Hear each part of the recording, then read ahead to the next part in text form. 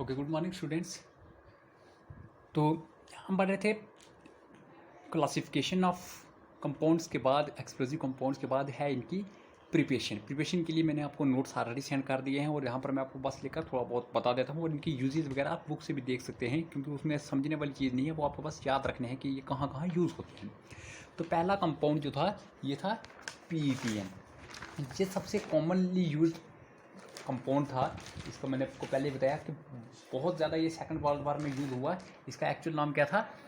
पेंटा इरिथ्रिट्रोल टेट्रानाइट्रेट। इसी को पेंथ्रिट भी कहते हैं, इसी को कारपेंट भी कहते हैं, वो भी बहुत सारे नाम होते हैं इसके। पेंथ्रिट भी इसी को कहते हैं, कारपेंट भी इसी को कहते हैं और इसी का पूरा नाम होता है पेंटा इरिथ्रिट्रोल टेट्रानाइट्रेट। अब ये बनता कैसे? प्रिपरेशन की बात हम कर रहे थे, तो ये बनता है कैनिज़ारो रिएक्शन से। किस किस के बीच में? फॉर्मल्डिहाइड और एसिटाल्डिहाइड को अगर हम 4:1 रेशियो में लेते हैं तो ये कंडेंस कर क्या बनाते हैं? PETN बनाते हैं। सॉरी, ये पहले क्या बनाएंगे, सुनना इधर। ये लेंगे अब एसिटाल्डिहाइड और 4 मोल लेंगे फॉर्मल्डिहाइड के।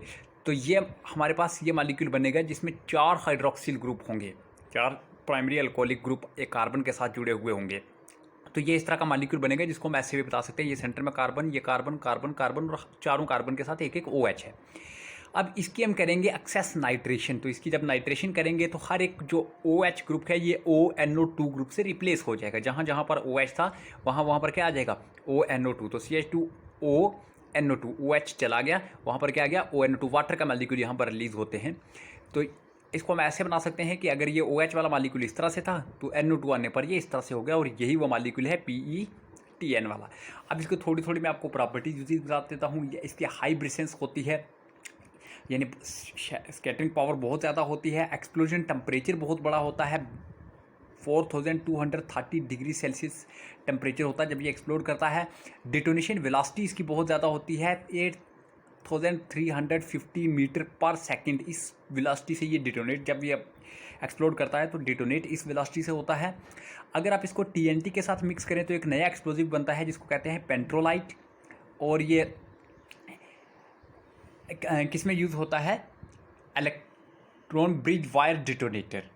ये जो डिटोनेटर होते हैं कि ये मतलब जो एक्सप्लोजिव थे, या जो आप ये समझ लें जैसे वो आप घरों में वो दिवाली वगैरह पर जब बम लाते हैं तो उसके साथ एक छोटी सी वायर लगी होती है जिसको पहले आग लगाते हैं, तो वो वहाँ से आग लाते लेते उस बम तक ले जाती है, उसको कहते हैं फ्यूज़। उसी फ्यूज़ की तरह, फ्यूज़ और इस पर थोड़ा बहुत डिफरेंस होता है, बिल्कुल फ्यूज़ की तरह ही काम करता है ये। तो उसी फ्यूज़ की तरह इसको क्या कहते हैं? सॉरी, ये उसी फ्यूज़ की तरह ये यूज़ होता है और इसको कहते हैं exploding bridge wire detonator, EBW detonator. तो वहाँ पर ये यूज़ होता है EBW डिटोनेटर में, exploding bridge wire detonator. Solid rocket propellant में, सेमटेक्स प्लास्टिक एक्सप्लोजिव में भी इसका यूज़ होता है। नेक्स्ट जो सबसे इंपॉर्टेंट एक्सप्लोजिव है, जो सिलेबस के पॉइंट ऑफ व्यू से ज़्यादा इंपॉर्टेंट है, वो है RDX स्ट्रक्चर। पहले भी मैंने इसका बताया एक बार, फिर इसको मैं स्ट्रक्चर आपको बना देता हूँ। ये इसका स्ट्रक्चर है। तो इसमें 3 कार्बन, 3 नाइट्रोजन और 3 नाइट्रो ग्रुप हैं, NO2 ग्रुप हैं। इसको बनाया कैसे जाता है? 3 मेथड है इसके बनाने के। पहला मेथड है हेल्स मेथड। हेल्स मेथड में क्या होता है?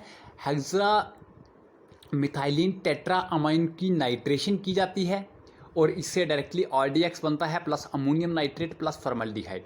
दूसरा मेथड है रॉस मेथड। रॉस मेथड क्या कहता है कि जो ये हेल्स मेथड में प्रोडक्ट थे अमोनियम नाइट्रेट और फॉर्मल्डिहाइड, इन दोनों प्रोडक्ट को लेकर इनके साथ किसको ट्रीट करता है?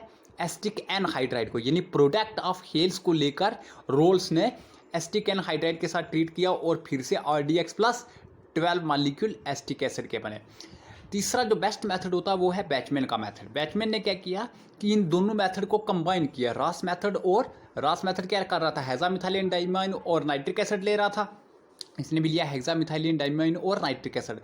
और सॉरी, हेल्स मेथड हेक्सामिथाइलिन टेट्रामाइन और नाइट्रिक एसिड ले रहा था, इसने भी लिया हेक्सामिथाइलिन डाइमाइन और नाइट्रिक एसिड। और रॉस मेथड ले रहा था फॉर्मल्डिहाइड और अमोनियम नाइट्रेट, इसने भी लिया फॉर्मल्डिहाइड, सॉरी फॉर्मल्डिहाइड ने लिया बल्कि अमोनियम नाइट्रेट और एसिटिक एनहाइड्रेट लिया। ये दोनों इसके भी प्रोडक्ट थे, अमोनियम नाइट्रेट और एसिटिक एनहाइड्राइड, ये रॉस के प्रोडक्ट थे। तो ये दोनों इसने भी लिए। इससे फ़ायदा ये हुआ कि इस रिएक्शन से 2 मॉलिक्यूल अमोनियम, यानी डबल हो गया प्रोडक्ट। 2 मॉलिक्यूल RDX के बने प्लस 12 मॉलिक्यूल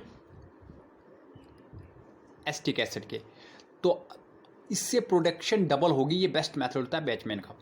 अब इनकी प्रॉपर्टी यूजेस क्या हैं? डिटोनेशन वेलोसिटी की बहुत हाई होती है, 8750 मीटर पर सेकेंड होती है। और इसकी और बाकी प्रॉपर्टीज़ मैंने आपको वो नोट्स पर बताई हैं कि ये कलरलेस सॉलिड होता है, 170 डिग्री पर ये डिकम्पोज करता है, सिर्फ डिटोनेटर होने पर ये एक्सप्लोड करता है, वरना नॉर्मली रूम टेम्परेचर पर रखा हुआ ये एक्सप्लोड नहीं करता है। डिटोनेशन मिलेगी तभी ये एक्सप्लोड करता है। और वेलोसिटी डिटोनेशन की मैंने आपको बता दी है।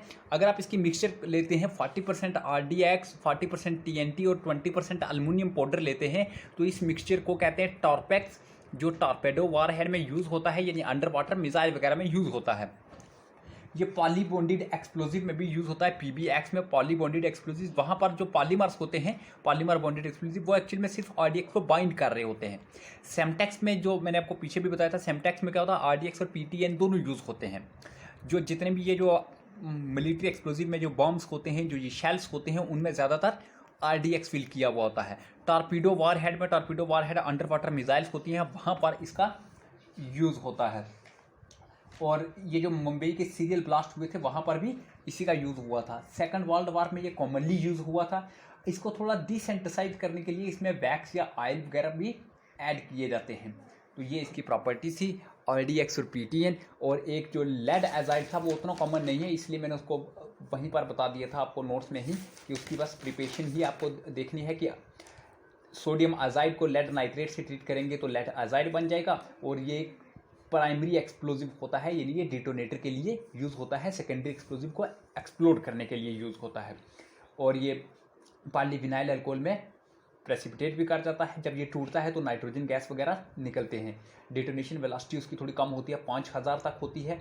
और इसकी फ्लेमेबिलिटी को इंक्रीज करने के लिए टेट्रा नाइट्रो रिस्क्रोक्लाइनेट भी ऐड किया जाता है। मर्करी फ्ल्यूमिनेट भी आजकल यूज़ किया जाता है ब्लास्टिंग कैप्स के लिए। तो ये कॉमन मिलिट्री एक्सप्लोजिव होता है, एल्युमिनियम के साथ मिक्स किया जाता है। वो इतना इंपॉर्टेंट नहीं है, ये दो इंपॉर्टेंट थे। आप इसकी इस तरह से स्क्रीनशॉट भी लेकर इसको देख सकते हैं, और बाकी नोट्स मैंने आपको पहले से प्रोवाइड किए हुए हैं।